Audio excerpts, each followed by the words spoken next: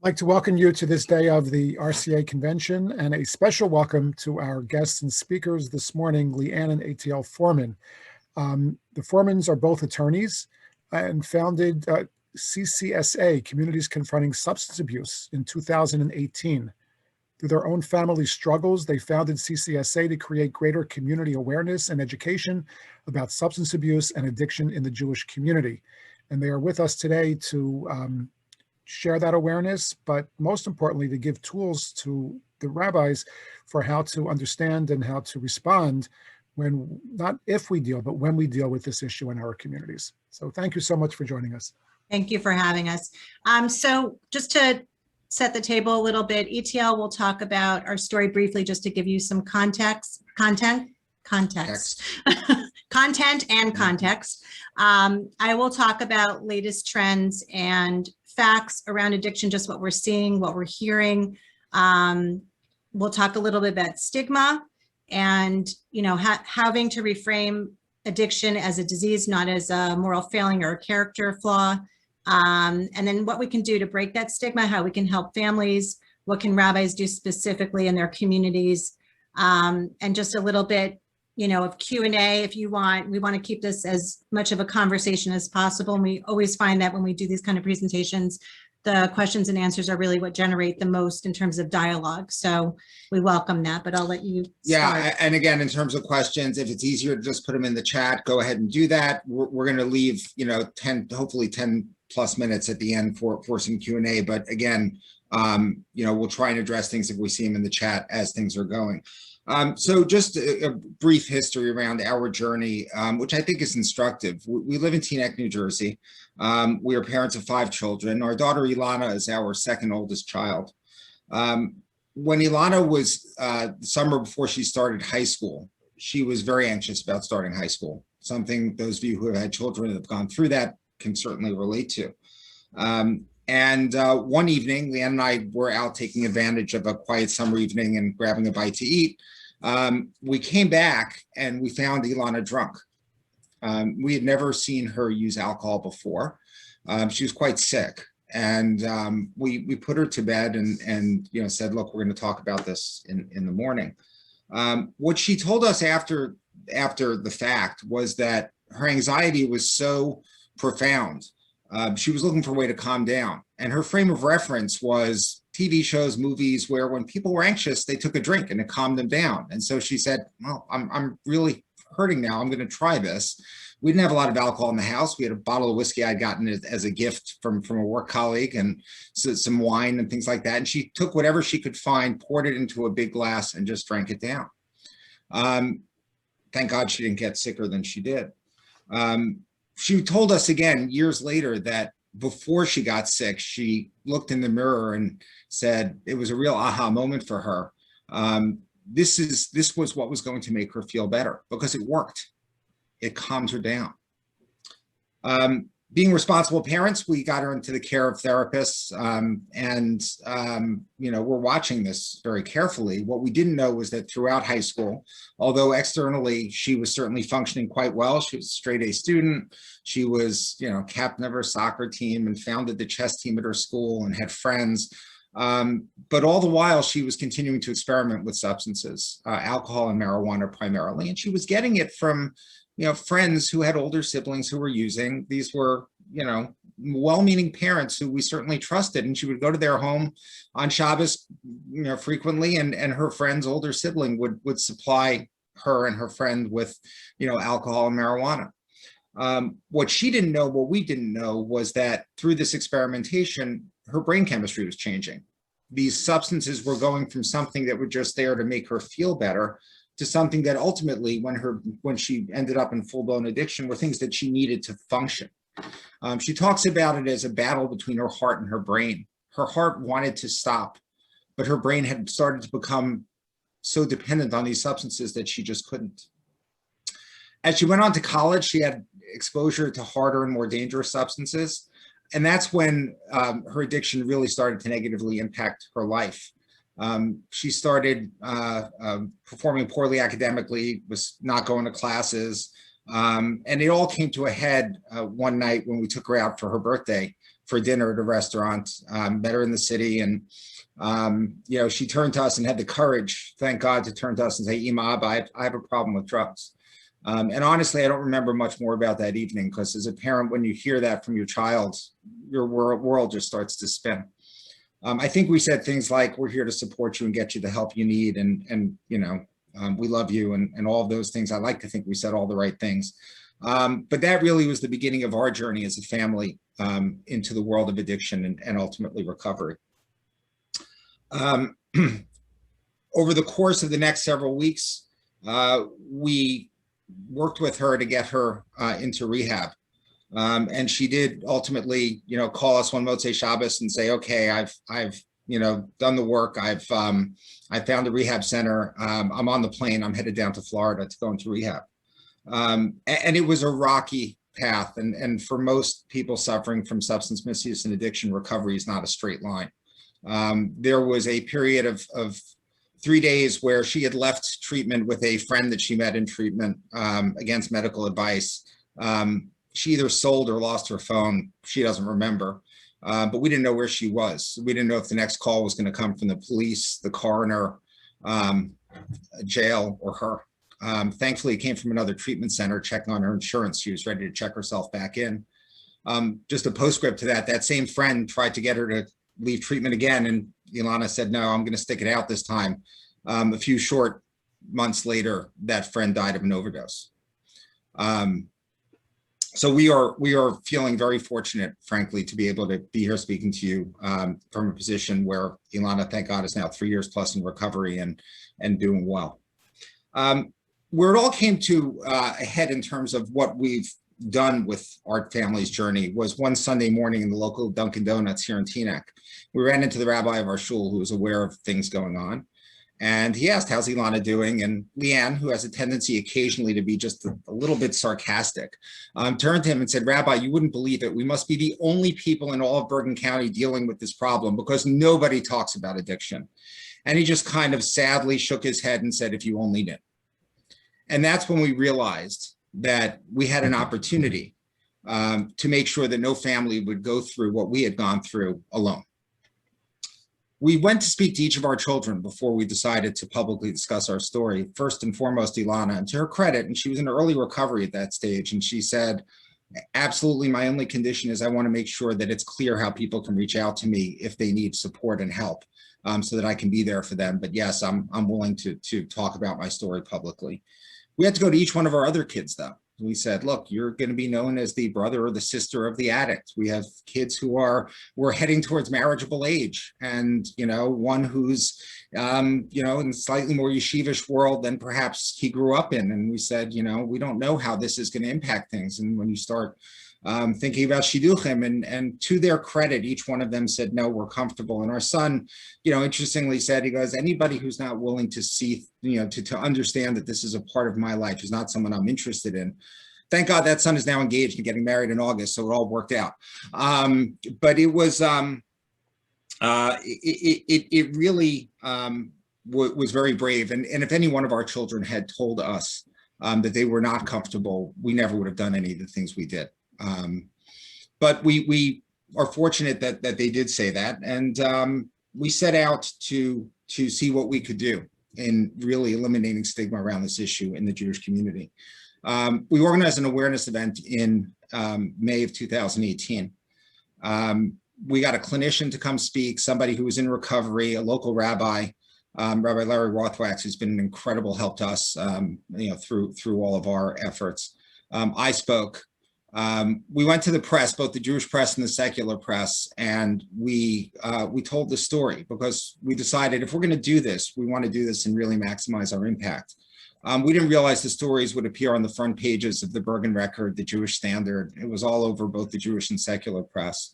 And nonetheless, I was really expecting about 50 people to show up to this event. I really thought it would just be people, our friends, morbid curiosity about what we've been going through. We set the room up for 450 people just, for fun. And someone came up to us and said, you can't start on time. There's a traffic jam getting to the place where, where we're having the event.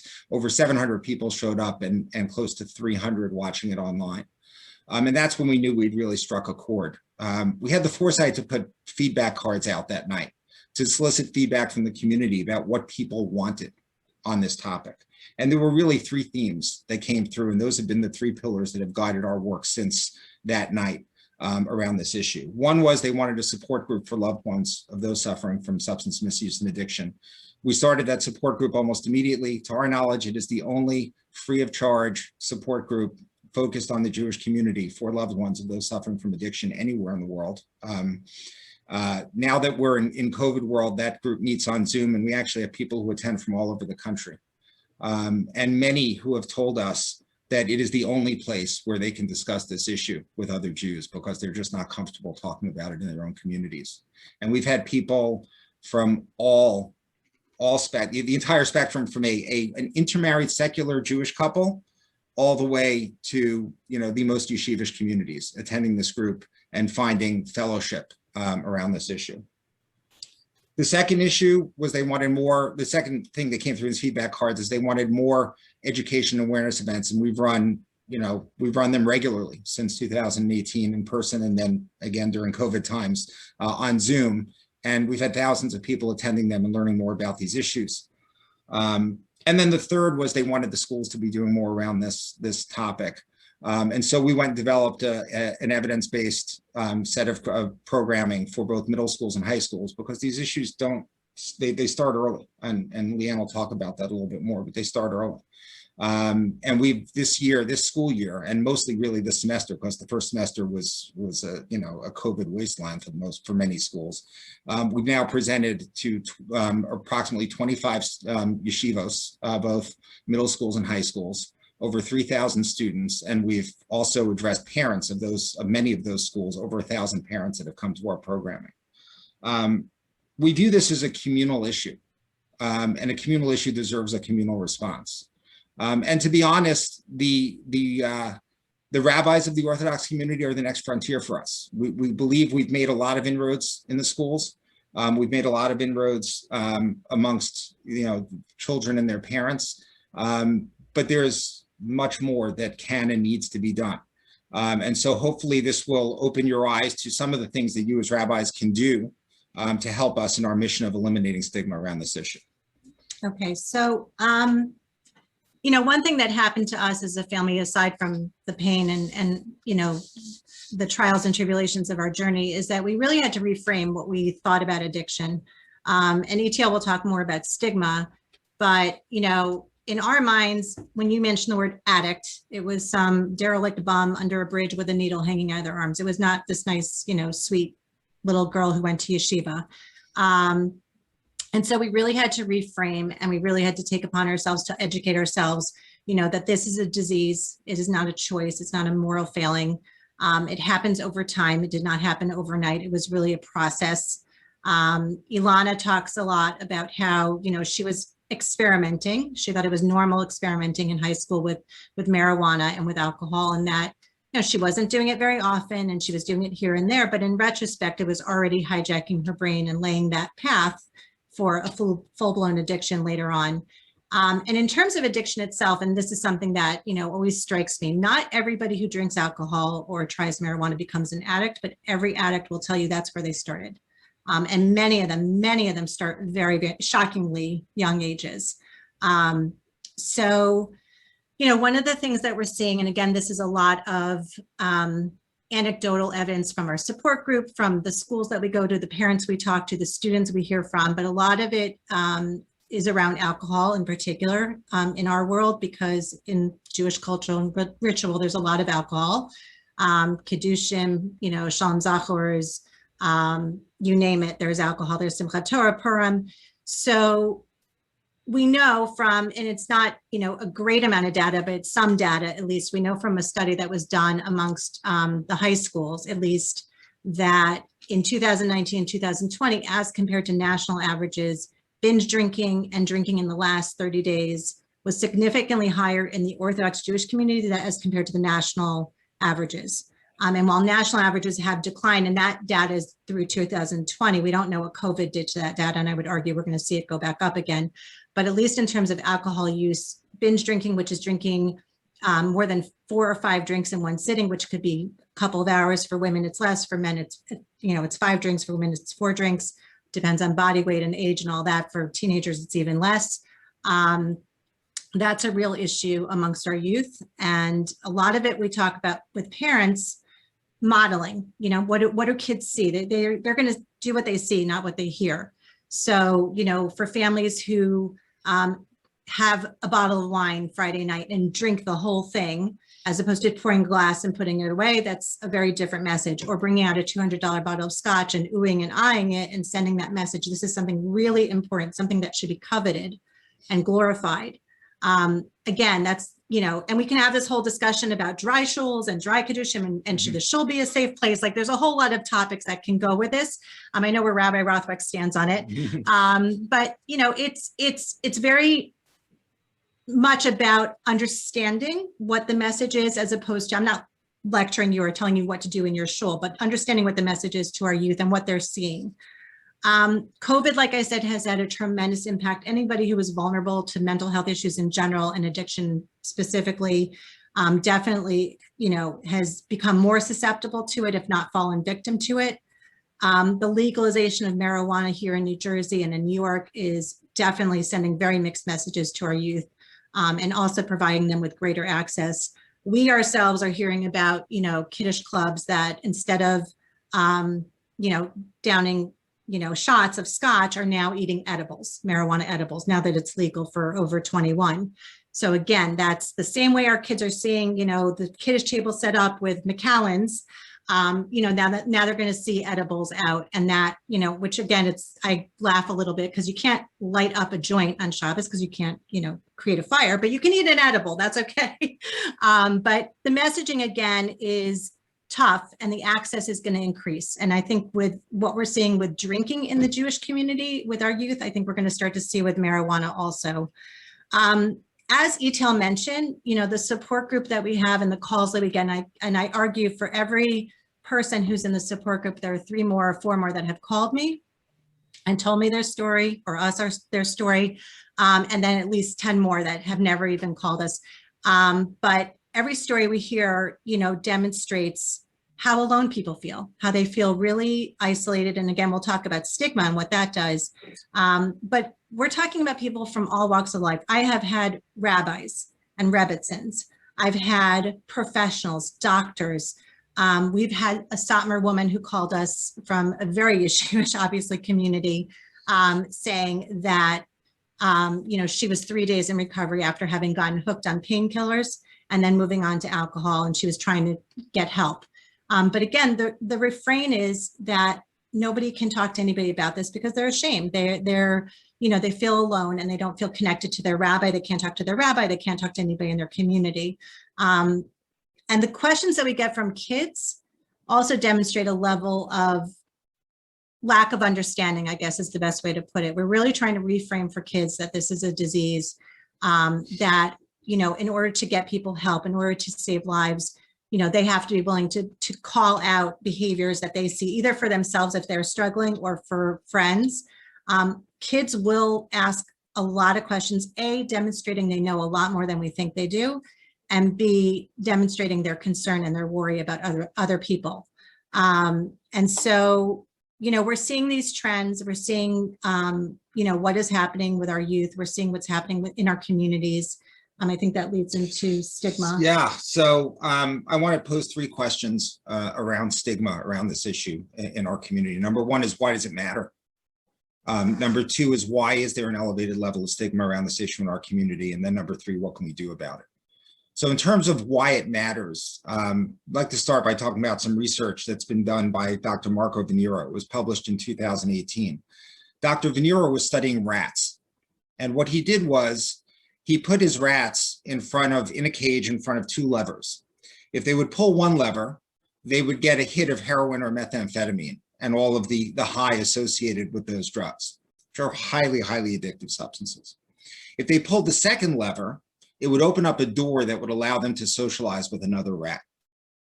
Shockingly, what he found was over 90% of the rats would choose to pull that second lever to socialize with another rat rather than get the high from the drug that they could get by pulling the first lever. And that was true even if they had already experienced the high and had to go through physical withdrawal symptoms by not taking that hit.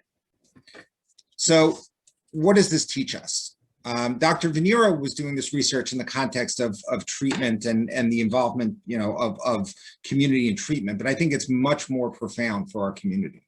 Like rats, we are very social animals. Addiction is a disease of isolation. Most people who suffer from addiction withdraw from community, withdraw from their friends, very often withdraw from their families. And they do so because they really don't feel like there is a place in their community.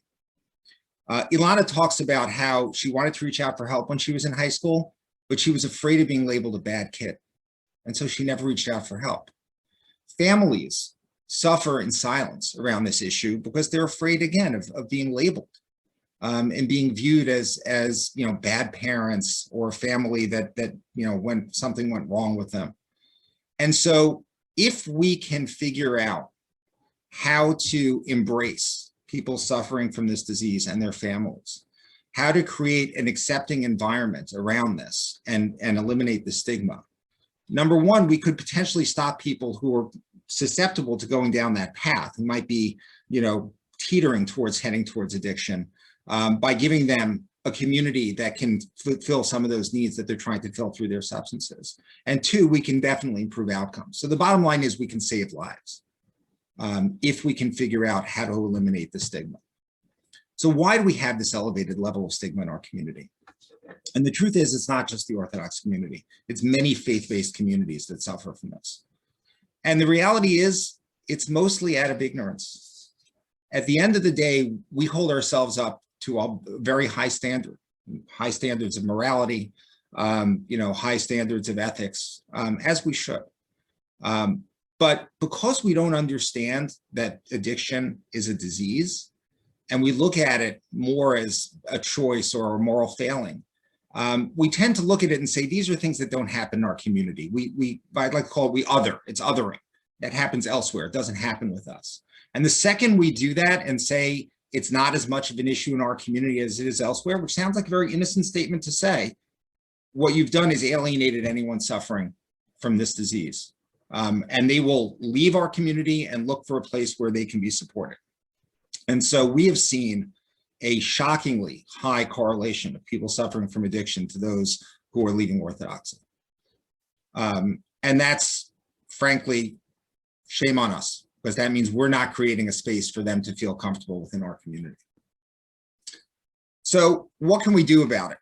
We're going to talk a lot about some of the things that you as rabbis can do about this. But the bottom line is, talking about it is probably the number one thing we can do about it. You all have incredible power, the power of the pulpit. And being able to talk about these issues and engaging your communities about these issues, making sure that your community is one that is a safe space for people who might be struggling, is going to go a long way towards helping us eliminate stigma. And what I would say is that there's a path here that we should look back to. Not that long ago, cancer was stigmatized in our community. People were afraid to admit that there was cancer in their families. There were issues of shidduchim and all sorts of other things. And we've largely gotten past that. Mental health is still stigmatized in our community, but a lot less than it used to be. Addiction is kind of the next frontier. Again, we can spend a lot of time talking about shidduchim. That's one aspect of this, but it goes well beyond that. And so we need the rabbis in our community to help us by establishing and continuing these dialogues so that we can shatter the stigma associated with this disease. So one thing I just want to talk about, I've had the pleasure and the opportunity to address two audiences, which I think are very relevant. A couple of years ago, I addressed the YU Rebbitzins conference on a panel with Dr. David Pelkovitz, and Rabbi Rothwicks was there, and a couple other people. And the question was asked, what can we do as Rebbitzins? And the answer was, treat it with parity. Treat it exactly as you would treat somebody who had somebody in their family who's dealing with cancer. You know, sometimes people want to talk about it. Sometimes people don't want. Sometimes they need help with meals. Sometimes they don't. Sometimes they want a shoulder to cry on. Sometimes they don't. But don't shy away from it as something shameful or embarrassing. Or if they say, I don't want to talk about it, be like, oh, okay, you know, that's because, you know, you must be so embarrassed. People are private. It's a private thing. The other opportunity we had was to address the pastoral class at REITs. And these are, you know, your up and coming successors and your hopefully mentors, colleagues, whatever. But, you know, we talked to them about understanding that this is a family disease. It affects the whole family, how to support the whole family. Again, you know, Etiel mentioned a lot of people leave Orthodoxy. So you're not just dealing with, you know, my child is an addict, but my child is no longer observant. So there are, you know, fallout from that as well. But like we said, talking about it, creating the dialogue, allowing people to come forward. One of the questions asked in that REITs class was, you know, what can I do to learn more? We talked about books that could be read, understanding more about 12 steps, which is not contrary to Orthodox Jewry. It's very much can be a part of it. Shuls having, you know, AA meetings, as opposed to people having to go to churches to get support, you know, being able to come to a shul. One of the things that's really great about our support group, and when people say, is there are plenty of support groups out there, and there are plenty of support groups, especially around this area where there are Jewish people there. But that's kind of after the fact, they find out somebody's Jewish, as opposed to we are Jewish. We don't have to explain the cultural pressures. We don't have to explain what Shabbos is. We don't have to explain the pain of somebody not being from anymore. So having that common language and that common dialogue amongst not only the families that are struggling with this, but the sufferers themselves, allowing them an outlet where they can go to a shul and have, you know, support and a meeting. I think that's really important. A couple of things, you know, around encouraging greater sensitivity, and we've come across this many, many times. Again, what I said before, our rituals, our hugging, our celebrations are all, a lot of them are centered around alcohol. You don't know who is struggling. We have in our support group spouses of people who are struggling with alcoholism and drug addiction. So we're not just talking about, you know, picturing a teenager as somebody who is struggling with addiction. There are adults in our community who are struggling and have been struggling for years and continue to struggle. So what we talk about a lot of times with our adult audiences is if you're at a Shalom Zachar and you hand somebody a shot and say, come on, make a l'chaim with me. They say no, that's it, done, you know, and encouraging your membership, your congregation, your kehillah to be sensitive to that, that you have no idea who may be struggling. Someone just told us recently that somebody was at their house for Shabbos. They brought out scotch and want to do l'chaim. And the person said no. And, you know, he kept on saying, come on, come on, come on. I mean, 6 months later, not related to that or correlated to that, but 6 months later, that person died of an overdose. So, you know, and that person who pushed them, they didn't take the drink, thank God, but that person who pushed them said he never got over that, that was something he couldn't even imagine that this person sitting at his Shabbos table could potentially be somebody who is struggling with this disease. One story I think that's very instructive as to how the rabbinate is perceived. We have our our youngest daughter is a teenager in high school. One of her friends came to us knowing what we do, what we deal with, and talked to us about a specific situation where a friend of hers was using drugs and she was very, very concerned and didn't know what to do. We made the suggestion, go talk to your rabbi of your shul. Happened to be kind of a young, dynamic rabbi. We thought, you know, she's a teenager, maybe, you know, he's somewhat relatable. And she kind of laughed at us like, are you kidding me? That's crazy. That's ridiculous. So it kind of opened our eyes that, you know, we need rabbis to be looked at as a resource that not just, you know, to come to with, you know, help me, God forbid, with, you know, my loved one died and I need to make funeral arrangements and sit shiva and whatever. And I have this shaila or, you know, this problem, I put my milchik, you know, spoon in my fleshik dishwasher, but really be a resource for these really, really difficult issues. And I know you tackle these all the time, and I know you tackle other issues as well. But doing that really, again, means talking about it openly, with understanding, with compassion, and changing the language around addiction, that there are certain terms that are viewed people in recovery or people who are struggling as stigmatizing. So when you call somebody an addict, you're not you're labeling them by their disease. We don't call somebody cancer or, you know, whatever. I don't even know what they're struggling with cancer. They're suffering with cancer. It's the same way with addiction. They're struggling with addiction. I know our name has the word abuse in it, communities confronting substance abuse, actually something that we're going to shift over time, because even the word abuse or abuser, drug abuser, or calling something a drug habit implies choice. So there's a lot of, you know, ways to kind of reframe your language around it and take away the stigma, even using language. Somebody is not clean and sober, they are in recovery. So, because clean implies they were dirty before this, you know, again, not to be too PC about this, but there is a language that people in recovery will say there are better choices, there are better words to use. The last thing I would say, and this is something that actually there was a study done out of YU in 2014 by Eliezer Schnall and other colleagues in the from community. They did a comparison 25 years ago to 2014. How do rabbis handle mental health needs?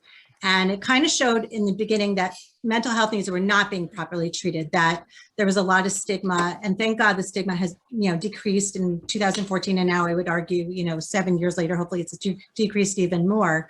The reduced stigma really has to do with talking about it, that bringing it out openly. One thing, you know, we had Norman Blumenthal speak at one of our events, and one thing he said that always struck me and stuck with me is he wants there to be a day where you're in shul and somebody's making a mishaberach for somebody, and you say, oh, what's the mishaberach for? And you say, struggling with depression, you know, suicidal, has, you know, anxiety, whatever it is, that should be just as easy to roll off our tongues. And I would argue to say struggling with addiction should be as easy to roll off our tongues as other diseases and other illnesses that people are facing. The article talked about, or the study talked about the mistrust of mental health professionals because rabbis didn't place trust in them. They didn't, you know, feel confident. So that lack of confidence kind of translated into people not going for help. And again, it's that, you know, insular feeling. We're from a, you know, we're in an insular community and we trust our own, but we may not trust outsiders. And the reduction in stigma and the seeking of help outside of the Orthodox community was something that really played strongly into people seeking more help. But one thing that we still have, and I know this from clinicians that we work with, one thing we still have a little bit of a problem with is rabbis thinking that they can solve this. That it's their place to figure out what to do next and how to help the person. Just like if somebody came to you and said, I'm suffering from cancer, you wouldn't say, oh, let me administer the chemo to you. Let me, you know, prescribe medication. Let me, you know, what kind of radiation do you want? You know, we have to acknowledge our limits. We have to stay in our lanes. And, you know, for us, we're not clinicians. You know, we're both lawyers. I'm actually left my legal career to do this full time as the executive director of the organization. So now I'm going to say I'm a not-for-profit, you know, executive director. But we have to know, you know, what our responsibility is. And when we talk to students in schools and we say, what can you do if you recognize someone's struggling? And that could be somebody who's an adult in their lives too. But what can you do? And we talk about getting to somebody, not necessarily the perfect person, but the next right person who can hopefully help you take the next steps and the next steps. So that's what I see the role of a communal rabbi is, that you know, someone comes to you with an issue like this, not only to practice compassion and not only to address the family needs and not only to talk, you know, with sensitivity and understanding, but also to guide them hopefully to the proper course of treatment. And not feel like it's your job to solve that issue yourselves. So before we open up to Q&A, there were just a couple of, well, I'll say provocative topics I want to address with this group as potential calls to action here. The first is alcohol in shuls, and shuls is a safe space. And we're not here to tell you what the right answer is. And I suspect that there are different right answers for different communities. But one thing I will tell you is that there are very few places where the dialogue is being had between the rabbi and the community. You know, we understand that alcohol is part of Jewish ritual. There's another discussion to be had, which is even more provocative, about whether we need to be more proactive about that. I'll park that for a moment. But with respect to serving alcohol at shul functions, at least having the dialogue and saying there are undoubtedly in every one of your shuls, there are people struggling with alcoholism. I can say that with a virtual certainty. And for those people, and again, not to say that if you put a bottle of whiskey on a table at a kiddush that they're going to fall off the wagon. That's not what I'm suggesting. But it does mean that shul is not quite as safe a space for them. And how do we feel about that? How do we feel about our shuls being a place that could be triggering for some portion of our membership, of our community? Why do we feel the need to have alcohol out in a shul? What need is it meeting, and how do we balance those needs with the concerns? And again, I'm not here to lead you to an answer as much as to say, have the dialogue. Have the dialogue with your community, show the sensitivity to the issue, and have it be something which, again, just by having that dialogue, you will increase sensitivity to this issue astronomically within your shul. So I do really challenge you all to, not just say, well, we do it this way because we've always done it this way. Not to just say, well, we do it this way because people really like it. Well, you know what? That's not always a good enough answer anymore. Really think that through. And with respect to use of alcohol around rituals, again, Purim is a real problem in some communities. And there's a wonderful minhag that many rabbis have, to invite their kehillah to their house on Purim. And very often, certainly in the past, a little less so now, but I think still in many communities, there's alcohol there.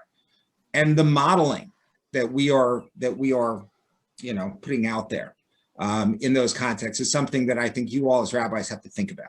Is that really what we want to model to our community? So that's one area that I really encourage you to start that dialogue with your community. The second one is around legalization of marijuana.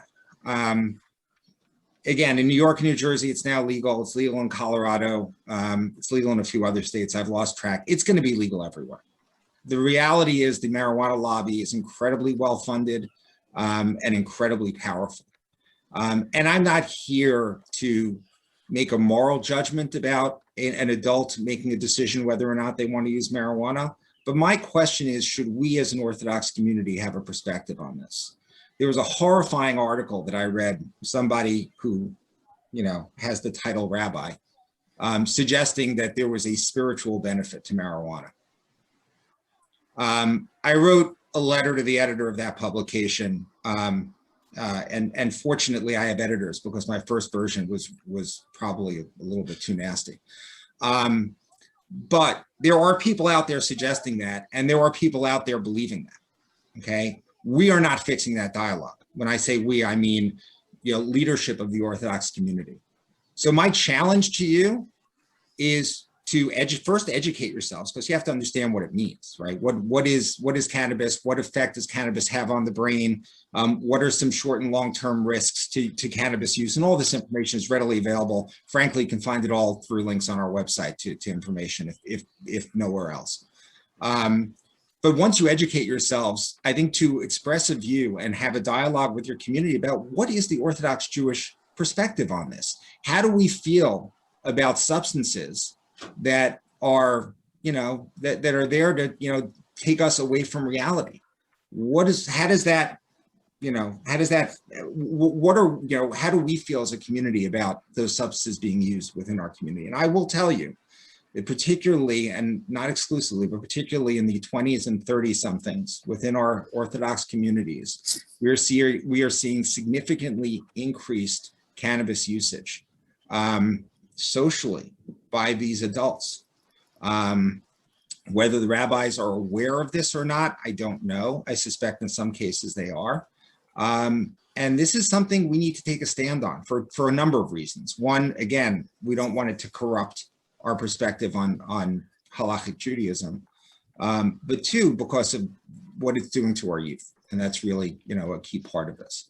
So those are, again, two provocative issues that I would just challenge you to get involved in. I do think that, again, not the political side of it, but the impact of marijuana legalization is something which is not just fair game, but I would argue imperative for Orthodox rabbis to address and to create a dialogue with their communities about.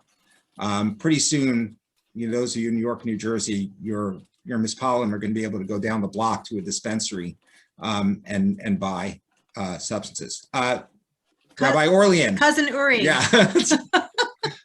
Go ahead. Hi, first of all, thank you, Lianne and Etiel. This is absolutely fabulous. Yes, I am very proud to be your cousin.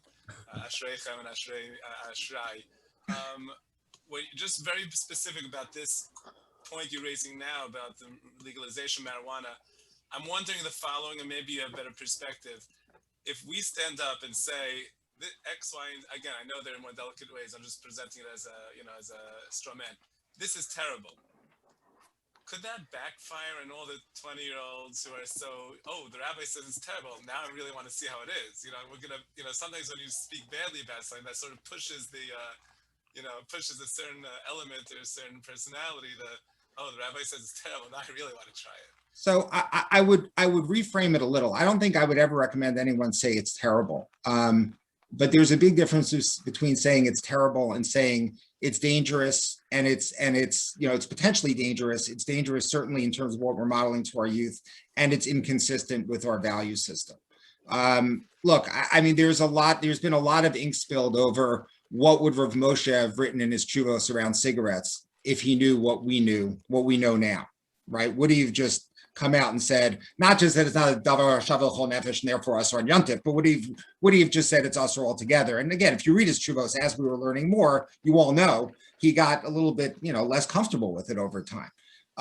We have to ask ourselves, if we had a Rav Moshe around these days, educated about what these substances are, what they do, and particularly what they can do to our youth, what would their perspective be? I'm a firm believer that we should not shy away from sharing our perspectives with our mispalim. I hear your point. You want to be careful how you say it, but everything we do, information is power, and giving people information, I think, is and giving them perspective and engage in the dialogue. I mean, maybe the right way is not to say it's terrible, but to say, so what do you guys get out of this?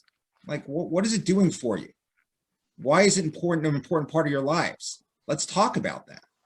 What else, what's missing? Because ultimately, at the end of the day, if they're using these substances, they're looking for something that potentially they could be getting elsewhere. What's missing in your lives?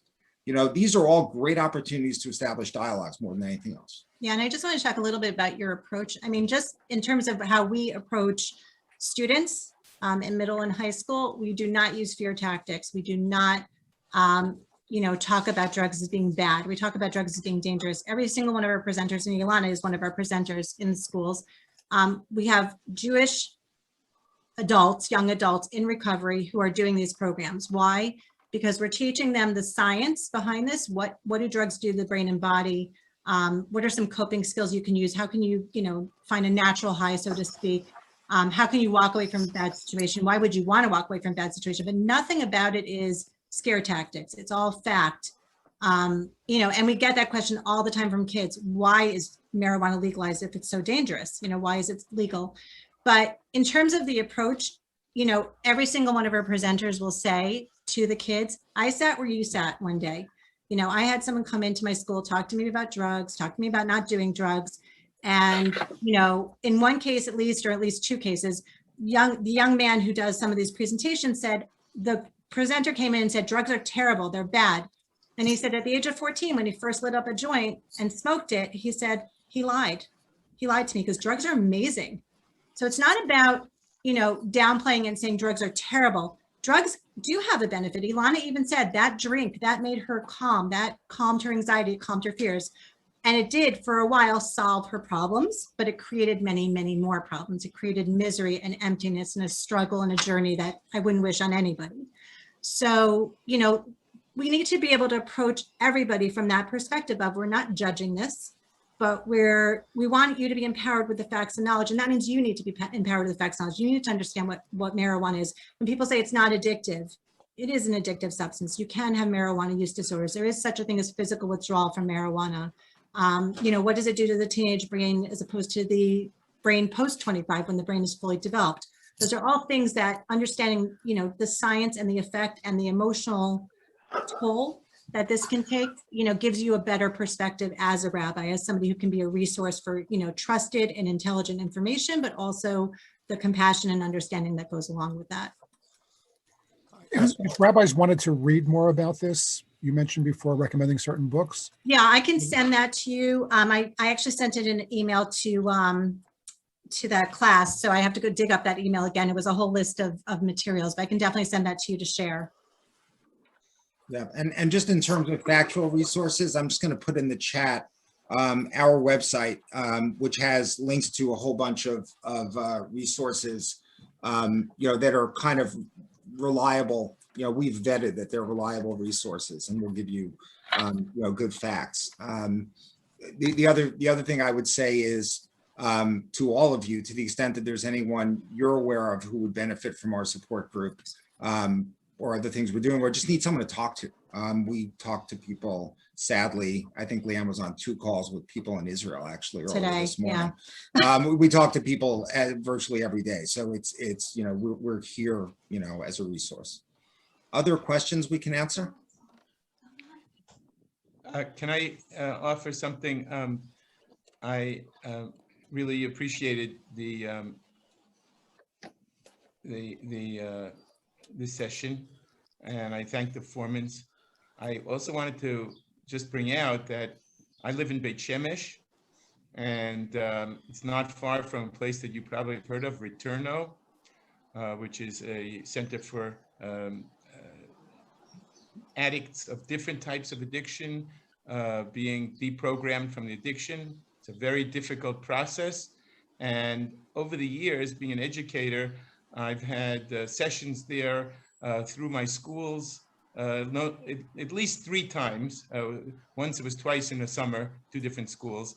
And the experience of, I'm just mentioning this, maybe Rabbi Dratch or people who program the RCA conventions. I know this is one slot within the convention, a continuation of this very informative evening. These people who tell their story, and some of the people who are counselors are people who have been there, and it's an incredible existential experience just sitting there listening to them as they go through the what they experienced, and now and how difficult it is, but how it's the hope of being able to be deprogrammed. So maybe that's something for future thinking. Thank you. Ironically, our daughter Lianne actually spent some time in Returno. Part of her early recovery, or first attempt at recovery, was actually in Israel, and so we know the facility well. And it's a really very special place. And to that end, to the extent that there's anyone here or anyone who watches this recording who wants us to spend more time with them to help educate them, or wants us to come to your shul and help educate your community, whatever it is, we're happy to talk about that. Again, our goal is to create as many conversations as possible and as many forums as possible to help destroy the stigma. Yeah. Thank you again for your presentation. It was very informative and helpful. I was wondering to what extent you've experienced in your forums and in your presentations being seen as, let's say, out of touch by the young people. I have very strong feelings about drug and alcohol use. I'll just give one example. I have a relative who uses marijuana recreationally, and he thinks that it's ridiculous, that we think that it's dangerous or mind altering.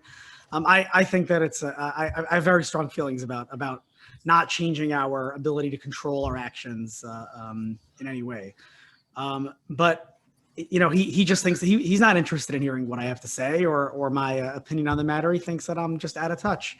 And we've seen it, when people have strong convictions about something, then even if they have respect for the other person, it's not the convictions that will be changed. It's their respect for the other person that's going to be changed. Like a rabbi who's a Republican among Democrats or Democrat among Republicans. No, none of the congregation is not going to change their politics. They're just going to say this rabbi's crazy, as I was talking about. Yeah. And I feel like this can have a similar situation.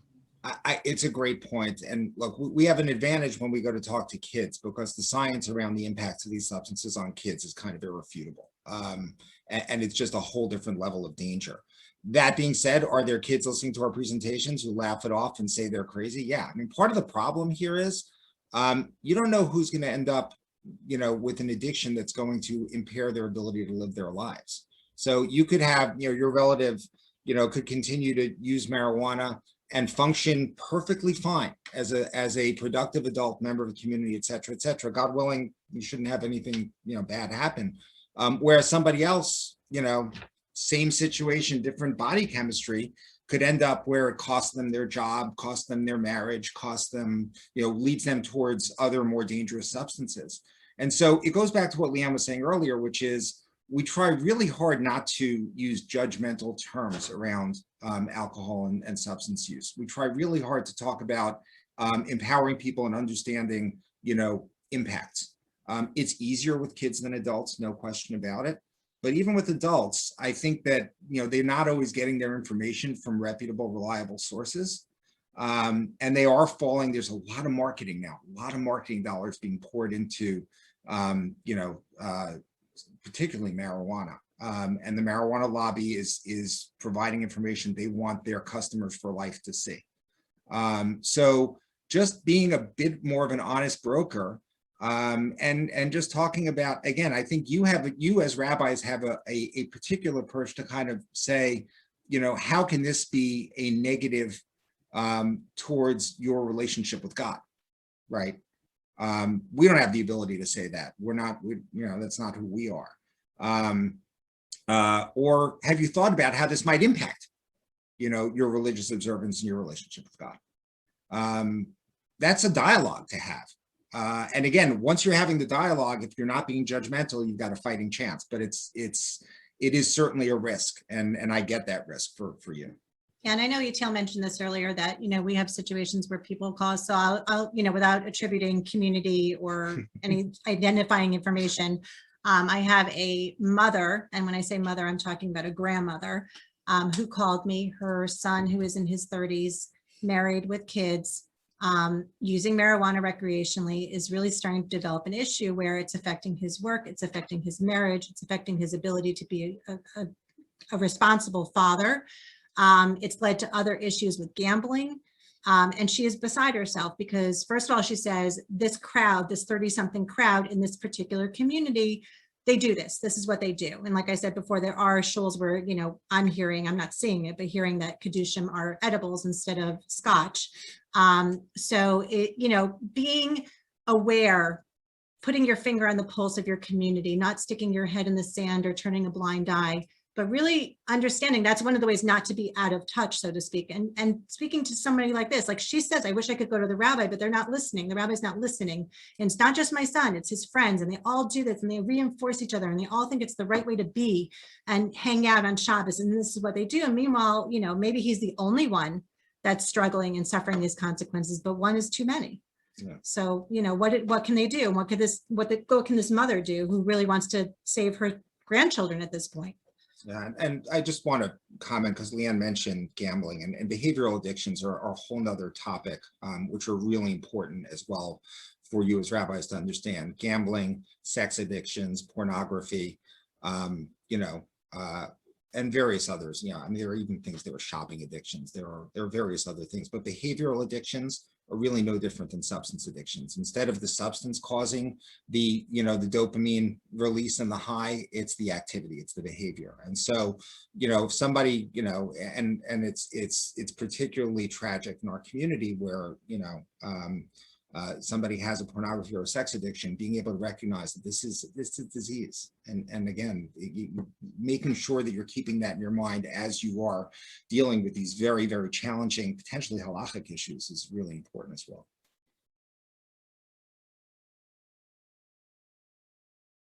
Other questions?